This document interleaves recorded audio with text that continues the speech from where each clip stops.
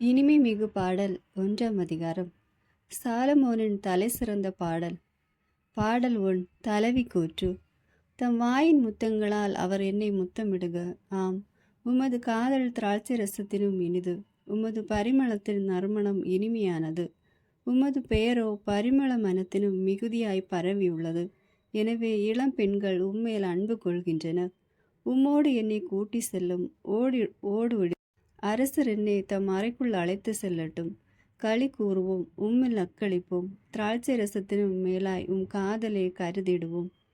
திராட்சை ரசத்தினும் உமது அன்பை போற்றிடுவோம். பாடல் 2. தலைவி கூற்று. எருசலேம் மங்கையரே, கருப்பாயிருப்பினும் நான் எழில் மிக்கவளை. கேதாரன் கூடரங்களைப் போலுள்ளேன். சாலமோனின் எழில் திரைகளுக்கு இணையாவேன். கருப்பாயிருக்கின்றேன் நான் என என்னையே உற்று பார்க்க வேண்டாம். கதிரவன் காய்ந்தான், நான் கருப்பானேன். என் தமையர் என்மேல் சினம் கொண்டனர். திராட்சை தோட்டத்திற்கு என்னை காவல் வைத்தனர். என் தோட்டத்தையோ நான் காத்தேன் அல்லேன். பாடல் 3. தலைவன் தலைவி உரையாடல். என் நெஞ்சத்தின் அன்புக்குரியவரே, எங்கே நீர் ஆடு மேய்ப்பீர்? எங்கே நண்பகலில் மந்தையை இழப்பார விடுவீர்? எனக்கு சொல்வீர். இல்லையேல் உம் தோழர்களின் மந்தைக்கு அருகில் வழி தவறியவள் போல் நான் திரிய நேரிடும். பெண்களுக்குள் பேரழகியே, உனக்கு தெரியாதெனில் மந்தையின் கால் சுவடுகளில் நீ தொடர்ந்து போ. இடையர்களின் கூடாரங்களுக்கு அருகினிலே உன்னுடைய ஆட்டுக்குட்டிகளை மேய்த்திடு. பாடல் 4. தலைவன் தலைவி உரையாடல். என் அன்பே, பார்வோன் தேர்ப்படை நடுவே உலவும் பெண் புறவிக்கு உன்னை ஒப்பிடுவேன். உன் கன்னங்கள் குளையணிகளாலும் உன் கழுத்து மணி சரங்களாலும் எழில் பெறுகின்றன. பொன் வளையல்கள் உனக்கு செய்திடுவோம். வெள்ளி வளையல்கள் அவற்றில் கோத்திடுவோம். என் அரசர் தம் மஞ்சத்தில் இருக்கையிலே என் அருந்தம் நறுமணம் பரப்புகின்றது. என் காதலர் வெள்ளை போல முடிப்பென என் மார்பகத்தில் தங்கிடுவார். என் காதலர் எனக்கு மருதோன்றி மலர் கொத்து. எங்கேதி தோட்டங்களில் உள்ள மருதோன்றி. பாடல் 5. தலைவன் தலைவி உரையாடல். என்னே உன் அழகு, என்னே என் அன்பே, என்னே உன் அழகு. உன் கண்கள் வெண்புறாக்கள், என்னை உம் அழகு என் காதலரை. எத்துணை கவர்ச்சி! ஆம், நமது படுக்கை பைந்தளிர். நம் வீட்டின் விட்டங்கள் கேதுரு மரங்கள், நம்முடைய மசுக்கள் தேவதாரு கிளைகள். 2ஆம் அதிகாரம். பாடல் 6. தலைவன் தலைவி உரையாடல். சாரோன் சமவெளியில் உள்ள காட்டு மலர்தான் பள்ளத்தாக்குகளில் காணும் லேலி மலர். முட்புதர் நடுவில் இருக்கும் லேலி மலர் போல் மங்கையருள் இருக்கிறாள் என் அன்புடையாள். காட்டு மரங்களுக்கிடையே நிற்கும் கிச்சிலி போல் காளையருள் இலங்குகிறார். என் காதலர் தாம் அவரது நிழலிலே அமர்வதில் இன்புறுவேன். அவர் கனி என் நாவுக்கு இனிமை தரும். பாடல் 7. தலைவி கூற்று. திராட்சை ரசம் வைக்கும் அறைக்குள்ள என்னை அவர் அழைத்து சென்றார். அவர் என்மேல் செலுத்திய நோக்கில் காதல் இருந்தது.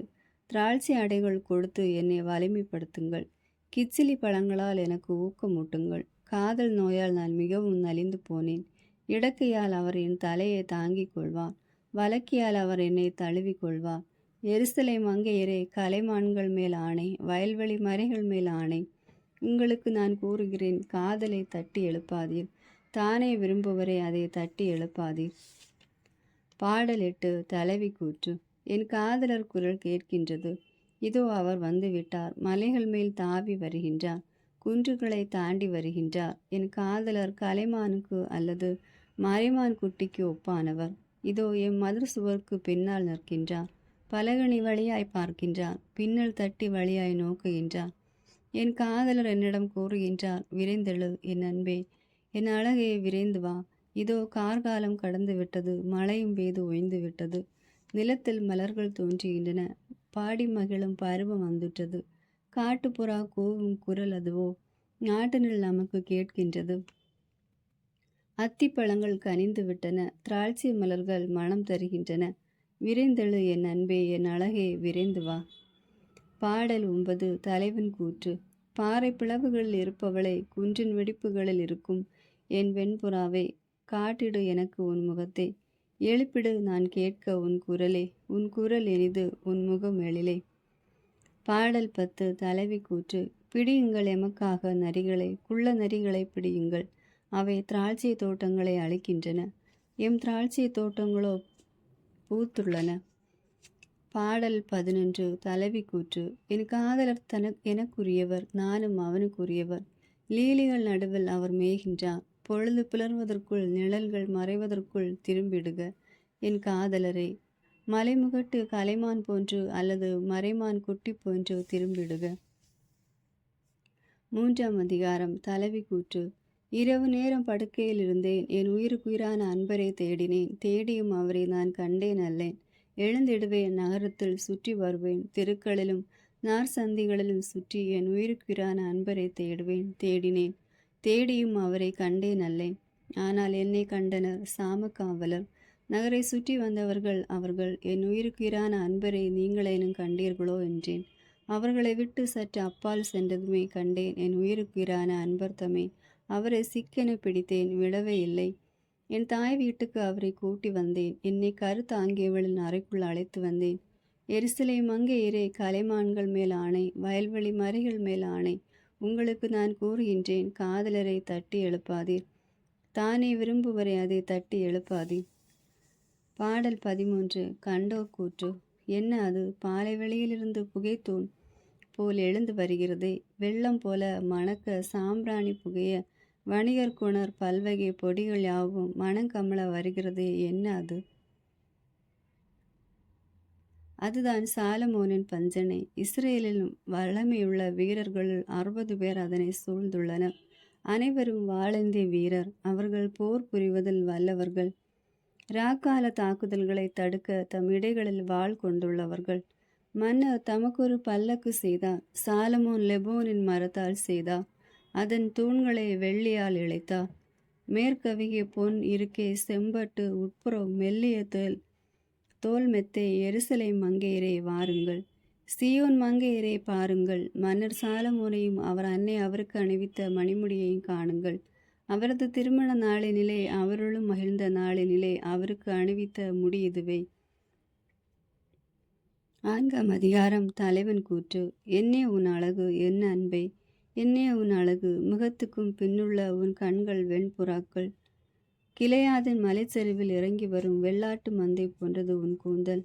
உன் பற்களோ மயிர் கத்தரிப்பதற்கென குளித்து கரையேறும் பெண் ஆடுகளின் மந்தை போல்வன. அவையாவும் இரட்டை குட்டி போட்டவை.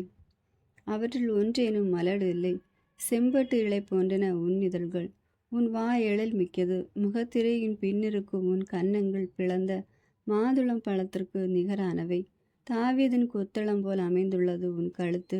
வரி வரியாய் 1000 கேடயங்கள் அங்கே தொங்குகின்றன. அவையெல்லாம் வீரர் தம் படைக்கலன்களை. உன் முலைகள் 2 லீலிகள். நடுவில் மேயும் 2 மான்குட்டிகளை ஓக்கும். கலைமானின் இரட்டை குட்டிகள் ஓக்கும். பொழுது புலர்வதற்குள் நிழல்கள் மறைவதற்குள் வெள்ளை போல் மலையனுக்கு விரைந்திடுவேன். சாம்பிராணி குன்றுக்கு சென்றிடுவேன். என் அன்பே, நீ முழுவதும் அழகே, மறுவோ உன்னில் சிறிதும் இல்லதே. பாடல் 15 தலைவன் கூற்று. லெபோனிலிருந்து வந்திடு மணமகளே, லெபோனிலிருந்து வந்திடு. புறப்படு, அமானா மலை உச்சியினின்று, செனீர் மற்றும் எர்மோன் மலை உச்சியினின்று, சிங்கங்களின் குகைகளினின்று, புலிகளின் குன்றுகளினின்று இறங்கி வா. என் உள்ளத்தை கொள்ளை கொண்டாய், என் தங்காய் மணமகளே. உன் விழிவீச்சு ஒன்றினாலே, உன் ஆரத்தின் முத்து ஒன்றினாலே என் உள்ளத்தை கொள்ளை கொண்டாய். உன் காதல் எத்துணை நேர்த்தியானது, என் தங்காய் மணமகளே. உன் காதல் திராட்சை ரசத்தினும் இனிது. உனது பரிமளத்தின் நறுமணமோ எவ்வகை தைலத்தின் நறுமணத்தினும் சிறந்தது. மணமகளே, உன் இதழ்கள் அமிழ்தம் பொழிகின்றன. உன் நாவின் கீழ் தேனும் பாலும் சுரக்கின்றன. உன் ஆடைகளின் நறுமணம் லெபோனின் நறுமணத்திற்கு இணையானது. பாடல் 16 தலைவன் தலைவி உரையாடல். பூட்டியுள்ள தோட்டம் நீ, என் தங்காய் மணமகளே, பூட்டியுள்ள தோட்டம் நீ. முத்திரையிட்ட கிணறு நீ, மாதுளை சேலையாய் தளர்த்துள்ளாய். அங்கே தித்திக்கும் கனிகள் உண்டு, மறுதோன்றியும் நரந்தமும் உண்டு. நரந்தம், மஞ்சள், வசம்பு, லவங்கம், எல்லா வகை நறுமண மரங்களும், வெள்ளைப்போளமும் அகிலும் தலை சிறந்த நறுமண பொருட்கள் யாவும் உண்டு. இத்தோட்டங்களில் நீரூற்று, வற்றாத நீர் சுரக்கும் கிணறு, லெபோனினின்று வரும் நீரோடை. வாடையை எழு, தென்றலே வா, என் தோட்டத்தின் மேல் வீசு. அதன் நறுமணம் பரவட்டும். என் காதலர் தம் தோட்டத்திற்கு வரட்டும். அதன் தித்திக்கும் கனிகளை உண்ணட்டும். 5ஆம் அதிகாரம். என் தோட்டத்திற்குள் நான் வந்துள்ளேன். என் தங்காய் மணமகளை, என் வெள்ளைப் போளத்தையும் நறுமணப் பொருளையும் சேகரிக்கின்றேன். என் தேனையும் தேனடைகளையும் உண்கின்றேன். என் திராட்சை ரசத்தையும் பாலையும் பருகுகின்றேன். தோழர்களை உண்ணுங்கள், அன்பர்களை போதையேற பருகுங்கள். பாடல் 17. தலைவி கூற்று. நான் உறங்கினேன், என் நெஞ்சமோ விழித்திருந்தது. இதோ என் காதலர் கதவை தட்டுகின்றான். கதவை திற என் தங்காய், என் அன்பே, என் வெண்புறாவே, நிறை அழகே, என் தலை பனியால் நினைந்துள்ளது. என் தலைமயிர் சுருள் இரவு தூறலால் ஈரமானது. என் ஆடையை களைந்து விட்டேன், மீண்டும் அதனை நான் உடுத்த வேண்டுமோ? என் கால்களை கழுவி உள்ளேன், மீண்டும் அவற்றை அழுக்குப்படுத்தவோ? என் காதலர் கதவு துளை வழியாக கையை விட்டார், என் நெஞ்சம் அவருக்காக துள்ளிற்று. எழுந்தேன் நான் காதலருக்கு கதவு திறக்க. என் கையில் வெள்ளைப்போளம் வடிந்தது, என் விரல்களில் வெள்ளைப்போளம் சிந்திற்று. தாழ்பால் பிடிகளில் சிதறிற்று. கதவை திறந்தேன். நான் என் காதலருக்கு அந்தோ, என் காதலர் காணவில்லை, போய்விட்டார். என் நெஞ்சம் அவர் குரலை தொடர்ந்து போனது. அவரை தேடினேன், அவரை கண்டேன் அல்லேன். அவரை அழைத்தேன், பதிலே இல்லை. ஆனால் என்னை கண்டனர் சாம காவலர். நகரை சுற்றி வந்தவர்கள் அவர்கள் என்னை அடித்தனர், காயப்படுத்தினர். என் மேலாடையை பறித்து கொண்டனர். கோட்டை சுவரின் காவலர்கள் அவர்கள். எருசலேம் மங்கையரை ஆணையிட்டு சொல்கிறேன், என் காதலரை காண்பீர்களாயின் அவரிடம் என்ன சொல்வீர்கள்? காதல் நோயிற்றேன் நான் என சொல்லுங்கள். பெண்களுக்குள் பேரழகியே, மற்ற காதலரினும் உன் காதலர் எவ்வகையில் சிறந்தவர்? இவ்வாறு எங்களிடம் ஆணையிட்டு கூறுகின்றாயே, மற்ற காதலரினும் உன் காதலர் எவ்வகையில் சிறந்தவர்? என் காதலர் ஒளிமிகு சிவந்த மேனியர், பல்லாயிரம் பேர்களிலும் தனித்து தோன்றுவார். அவரது தலை பசும்பன், தலைமுடி சுருள் சுருளாய் உள்ளது, காகம் போல் கருமை மிக்கது. அவர் கண்கள் வெண்புறாக்கள் போன்றவை, பாலில் குளித்து நீரோடைகளின் அருகில் கரையோரங்களில் தங்கும் வெண்புறாக்கள் அவை. அவர் கன்னங்கள் நறுமண நாற்றங்கால்கள் போல்வன, நறுமணம் அங்கே கமழ்கின்றது. அவருடைய இதழ்கள் லீலி மலர்கள், அவற்றினின்று வெள்ளை போளம் சொட்டு சொட்டாய் வடிகின்றது. அவருடைய கைகள் உருண்ட பொன் தண்டுகள், அவற்றில் மாணிக்க கற்கள் பதிந்துள்ளன. அவரது வயிறு யானை தந்தத்தின் வேலைப்பாடு, அதில் நீலமணிகள் பொதிய பெற்றுள்ளன. அவருடைய கால்கள் பளிங்கு தூண்கள், தங்க தளத்திலே அவை பொருந்தியுள்ளன. அவரது தோற்றம் லெபோனுக்கு இணையானது, கேதுரு மரங்கள் போல் தலை சிறந்தது. அவரது வாய் இணையற்ற இனிமை, அவர் முழுமையும் பேறு வகையே. எருசலேம் மங்கையரே, இவரே என் காதலர், இவரே என் நண்பர். 6ஆம் அதிகாரம். பெண்களுக்குள் பேரழகியே, உன் காதலர் எங்கே போனார்? உன் காதலர் எப்பக்கம் திரும்பினார்? உன்னோடு நாங்களும் அவரை தேடுவோம். என் காதலர் தம் தோட்டத்திற்கும் நறுமண நாற்றுங்கால்களுக்கும் போனார். தோட்டங்களில் மேய்க்கவும் லீலி மலர்களை கொய்யவும் சென்றுள்ளார். நான் என் காதலுக்குரியவள், என் காதலர் எனக்குரியவர். லீலிகள் நடுவில் அவர் மேய்கின்றார். பாடல் 18. தலைவன் கூற்று.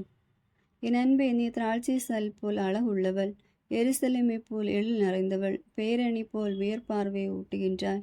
என்னிடமிருந்து உன் கண்களை திருப்பிக்கொள், அவை என்னை மயக்குகின்றன. கிளையாதலிருந்து இறங்கி வரும் வெள்ளாட்டு மந்தை போன்றது உன் கூந்தல். உன் பற்களோ குளித்து கரையேறும் பெண் ஆடுகளில் மந்தை போல் வரை. அவை யாவும் இரட்டை குட்டி போட்டவை, அவற்றில் ஒன்றேனும் மலடு இல்லை. முகத்திரையின் பின்னிருக்கும் உன் கன்னங்கள் பிளந்த மாதுளம் பழத்திற்கு நிகரானவை. பாடல் 19. தலைவன் கூற்று. அரசியர் 60 பேர், வைப்பாட்டியர் 80 பேர், இளம் பெண்கள் எண்ணறிந்தவர். என் வெண்புறா அழகின் வடிவம் அவள் ஒருத்தியே, அவள் தாய்க்கும் அவள் ஒருத்தியே, அவளை பெற்றவளுக்கு அவள் அருமையானவள். மங்கையர் அவளை கண்டனர், வாழ்த்தினர். அரசியரும் வைப்பாட்டியரும் அவளை புகழ்ந்தனர். யார் இவள்? வைகரை போல் தோற்றம், திங்களை போல் அழகு, ஞாயிறு போல் ஒளி, போர் அணி போல் வியர்பார்வோ. யார் இவள்? பாடல் 20. தலைவன் கூற்று. வாதுமே, சோலைக்குள் சென்றேன், பள்ளத்தாக்குள் துளிர்த்தவற்றை பார்க்க போனேன். திராட்சை பூத்து விட்டதா என்றும் மாதுளைகள் மலர்ந்தனவா என்றும் காண சென்றேன். என்னவென்றே எனக்கு தெரியவில்லை. மகிழ்ச்சியில் மயங்கினேன். இளவரசருடன் தேரில் செல்வது போல் நான் உணர்ந்தேன். பாடல் 21. கண்டோர் கூற்று. உரையாடல். திரும்பி வா, திரும்பி வா, சூலமியலை, திரும்பி வா, திரும்பி வா, நாங்கள் உன்னை பார்க்க வேண்டும். 2 பாசறைகள் நடுவில் ஆடுபவளைப் போல சூலமியலை நீங்களே நோக்க வேண்டும். 7ஆம் அதிகாரம். அரசிள மகிழே, காலணி அணிந்த உன் மெல்லடிகள் எத்துணை அழகு! உன் தொடைகளின் வளைவுகள் அணிகலனுக்கு இணை. கைதேர்ந்த கலைஞரின் வேலைப்பாடு. உன் கொப்புள் வட்ட வடிவ கலம், அதில் மது கலவைக்கு குறவே இல்லை. உன் வயிறு கோதுமை மணியின் குவியல், லீலிகள் அதை வேலியிட்டுள்ளன. உன் முலைகள் இரண்டும் இரு மான் குட்டிகள் போன்றவை, கலைமானின் இரட்டை குட்டிகள் போன்றவை. உன் கழுத்து தந்தத்தால் ஆன கொத்தளம் போன்றது. உன் கண்கள் எஸ்போனின் புள்ளங்கள் போன்றவை, பத்ரிமி வாயிலருகே உள்ள குளங்கள் போன்றவை. உன் மூக்கு லெபோனின் கோபுரத்திற்கு இணை, தமஸ்கு நகர் நோக்கியுள்ள கோபுரத்திற்கு இணை. உன் தலை கர்மேல் மலைபேல் நிமிர்ந்துள்ளது. உன் கூந்தல் செம்பட்டு போன்றது, அதன் சுருள்கள் அரசனும் சிறைப்படுவான். பாடல் 22. தலைவன் கூற்று. அன்பே, இன்பத்தின் மகளே, நீ எத்துணை அழகு, எத்துணை கவர்ச்சி! இந்த உன் வளர்த்தி பேரிச்சைக்கு நிகராகும். உன் முலைகள் இரண்டும் அதன் குலைகளாகும். ஆம், பேரிச்சையின் மேல் நான் ஏறுவேன், அதன் பல குலைகளை பற்றிடுவேன் என்றேன். உன் முலைகள் திராட்சை குலைகள் போல ஆகுக. உன் மூச்சு கிச்சிலி போல் மனம் கமிழ்க. இதழ்களுக்கும் பற்களுக்கும் மேலே மென்மையுடன் இறங்கும் இனிமை மிகு திராட்சை ரசம் போன்றவை உன் முத்தங்கள். 23. பாடல். தலைவி கூற்று. நான் என் காதலுக்குரியவள், அவர் நாட்டம் என் மேலே. என் காதலரே வாரும், வயல்வெளிக்கு போவோம், மருந்தோன்றிகள் நடுவில் இரவை கழிப்போம். வைகரையில் திராட்சை தோட்டத்திற்கு போவோம். திராட்சை கொடிகள் துளிர்ந்தனவா, அதில் இருக்கும் மொட்டுக்கள் விரிந்தனவா, மாதுளை பரங்கள் மலர்ந்தனவா என்று பார்ப்போம். அங்கே உம்மேல் என் காதலை பொழிவேன். காதற் கனிகளின் மனம் கமழுகின்றது. இனியது அனைத்தும் நாம் கதவருகில் உள்ளது. புதிதாய் பறித்தனவும் பல நாள் காத்தனவுமான பழங்களை என் காதலரை உமக்கென்றே நான் சேர்த்து வைத்தேன். 8. அதிகாரம். தலைவி கூற்று. நீர் என் உடன்பிறப்பாக இருக்கக்கூடாதா? என் அன்னையிடம் பால் குடித்தவராய் இருத்தலாகாதா? தெருவில் கண்டாலும் நான் உம்மை முத்தமிடுவேனே, அப்போது எவருமே என்னை இகழமாட்டா.